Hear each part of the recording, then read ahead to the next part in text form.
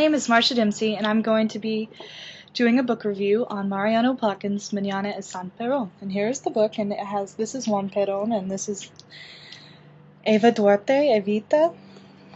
Okay. In his work, Mañana es San Perón, A Cultural History of Perón's Argentina, Argentinian historian Mariano Plotkin states that he does not strive to present a comprehensive history of Peronism, merely a portrait of the propaganda used by Juan Perón to secure the leader's hold on power. Yet within this approach, perhaps, one can divine the entire history of Peronism. For example, Perón called upon the working people from which his wife Eva supposedly came to come to his support in the streets. In contrast to previous strong-armed leaders, Perón appealed to the common populace to rally to his name, and strove to mobilize labor unions, youth groups, and other organizations to enforce his agenda on a grassroots level. Yet Perón did not support labor unions and other institutions in a way that truly improved the plight of Argentinian workers. He used them to keep himself in power, but did not enable them to become long-standing agents of positive social change independent of Peronism. Instead, they became bullying entities, a kind of police force for Peronism, not for populism. Perón's method of uplifting the working class was designed to keep his own regime in the seat of power. Rather than fundamentally reconfiguring the class system of the nation, he acted as a kind of benevolent monarch. Displays of great service through Eva Perón's charitable foundation. This changed a few individuals' lives and won Perón many supporters. Because of his skillful marketing of the charitable campaign, but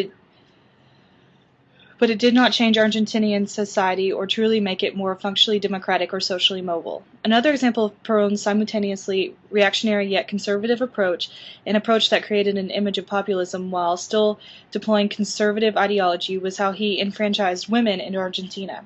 Of course, expanding voting rights to women was a laudable action, but Perón did so because he believed that women would support him and thought that they would be enamored of him as a personality. He made much of his conservative Roman Catholic appearance of fidelity to the Church. This ideal was also exemplified by his wife, Saint Evita.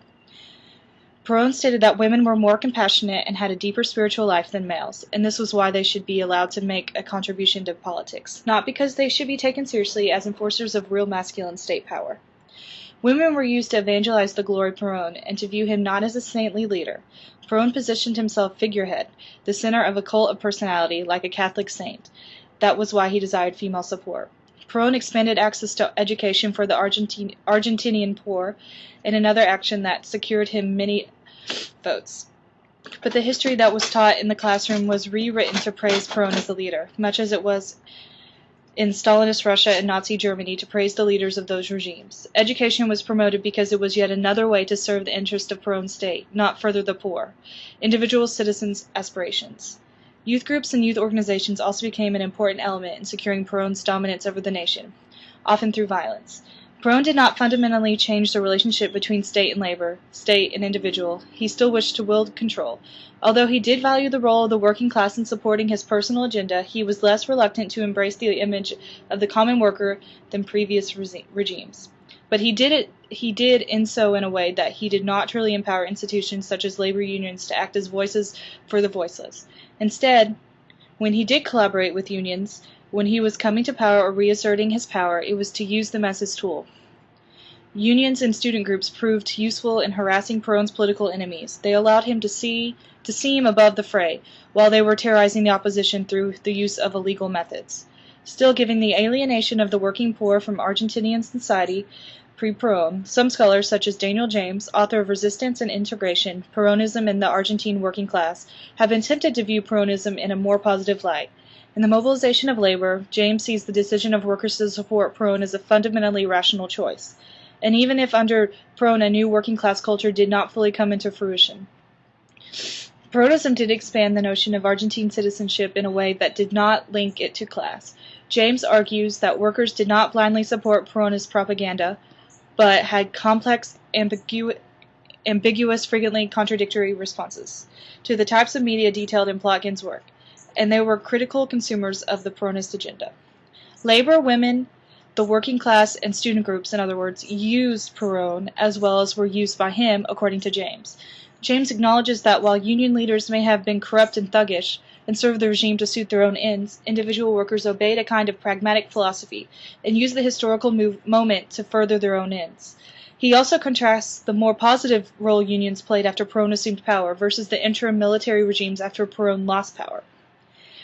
James' contrarian thesis, however, seems undercut by his own admission that Perón seemed to view labor as a kind of surrogate of the state, capable of constantly challenging the status quo, of Perón's enemies, of preventing a peaceful institutionalization which would have excluded Peronism, of evolving a concrete organizational expression for this or that tactical necessity, but never achieving anything. This was also true of Perón's policy with women and with students. Any institution not linked with Peronism did not meet with his approval, and in Perón's view, what was good for Perón was good for women, students, and the working class. In this book, Plotkin not only describes populism itself, but the development of the mechanisms used by the regime to promote the political census and mobilization. Plotkin is very thorough and did not hold back any details. This book is very interesting, and I would recommend it to anyone interested in learning about iconic leaders.